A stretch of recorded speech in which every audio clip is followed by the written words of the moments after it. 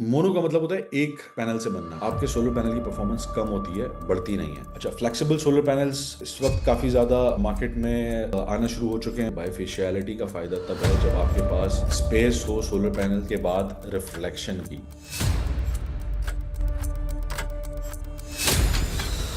बात करते हैं कि सोलर पैनल की एप्लीकेशंस क्या होती हैं। जो मोनोक्रिस्टलाइन सोलर पैनल हैं, वो मोनो का मतलब होता है एक पैनल से बनना, यानी कि एक सेल से, एक सिलिका से उनकी कास्टिंग हुई है और इंगट बनी है। इनका सबसे जो हमें फायदा सबसे ज्यादा है वो ये कि इनका टेम्परेचर कोफिशिएंट बेहतर होता है। मतलब ये कि जब धूप ज्यादा पड़ती है, गर्मी ज्यादा होती है, तो इनकी बिजली कॉम्प्रोमाइज नहीं करती। इसका जो तपिश का ताल्लुक है वो डायरेक्टली है बिजली या करंट से। यानी कि अगर आप हीट को मेजर करें तो हीट के इम्पैक्ट की वजह से आपके सोलर पैनल की परफॉर्मेंस कम होती है, बढ़ती नहीं है। सोलर पैनल की परफॉर्मेंस बढ़ती है रेडियंस बढ़ने से। मतलब ठंडे मौसम में अगर धूप ज्यादा होगी तो बिजली ज्यादा बनेगी। दिन छोटा होगा ऑफ कोर्स, बट बिजली उस हिसाब से ज्यादा बन रही होगी जिस हिसाब से गर्मियों में बनती है। उसकी वजह ये कि टेम्परेचर की वजह से, ये देख रहे हैं आप, टेम्परेचर कोफिशिएंट माइनस में दिखाया जाता है। उसकी वजह यही कि टेम्परेचर कोफिशिएंट की वजह से बिजली जो है वो कम बनती है जितना टेम्परेचर ज्यादा होता जाता है। तो मोनोक्रिस्टलाइन सोलर पैनल आज के दौर में हाफ कट में आता है ये, और पर्क के टेक्नोलॉजी पे चला गया है। बट फॉर्मूला वही है, थीम वही है कि मोनो की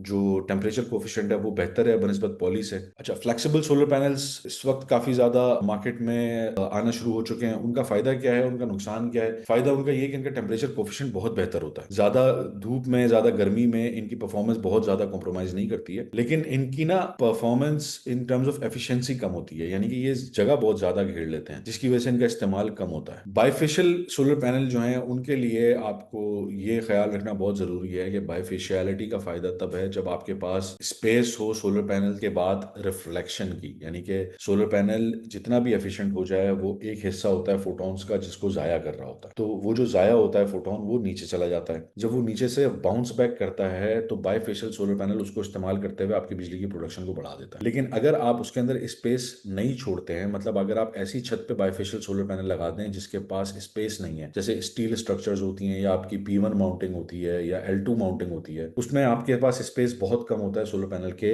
पीछे, छत और सोलर पैनल के दरमियान। तो उस केस में हीट बढ़ जाती है। जब हीट बढ़ती है तो परफॉर्मेंस कम हो जाती है बेहतर होने के बजाय, क्योंकि बाइफेशियल बनाया इस मकसद से जाता है कि वो मैक्सिमम फोटॉन्स को अगर बाईपास हो सकता है तो कर दे, वो पीछे से उसका बेनिफिट ले ले। लेकिन हम उसका बेनिफिट लेने के बजाय उसका नुकसान कर देते हैं अगर हम उसको P1 टाइप पे लगा दें या L2 टाइप पे लगा दें या PB माउंटिंग जो होती है उस पे लगा दें। इसको हम मजीद आगे स्लाइड्स में डिस्कस करेंगे माउंटिंग टाइप पे। पर्क टेक्नोलॉजी का फायदा ये है कि उसकी पैसिविटी लिमिटेड जो टेक्नोलॉजी है उसमें आपके सेल इस तरह के बनाए गए हैं कि हॉट टेम्परेचर के अंदर उसका इम्पैक्ट कम से कम हो और हीट डेसिपेशन ज्यादा हो, और हीट की वजह से जो परफॉर्मेंस है पैनल की वो अफेक्ट ना करे। तो अगर आप देखें तो पीछे जितने भी टेम्परेचर कोफिशिएंट्स हैं, इनमें सबसे बेहतर पर्क का टेम्परेचर कोफिशिएंट है। हीट को जो है वो इम्पैक्ट कम से कम होता है सोलर पैनल में, जिसकी वजह से इसकी यूटिलाइजेशन बहुत ज्यादा होती है परफॉर्मेंस की। हेट्रो जंक्शन जो सोलर पैनल है उनकी एफिशिएंसी भी बहुत बेहतर है इन टर्म्स ऑफ टेम्परेचर रेजिस्टिविटी। 29 तक चली जाती है, -0.29% पर डिग्री सेल्सियस। जितनी परसेंट का फर्क पड़ता रहेगा उतना ज्यादा जो है वो ये नीचे जाता रहेगा टेम्परेचर कोफिशिएंट। तो लेकिन कंपेयर टू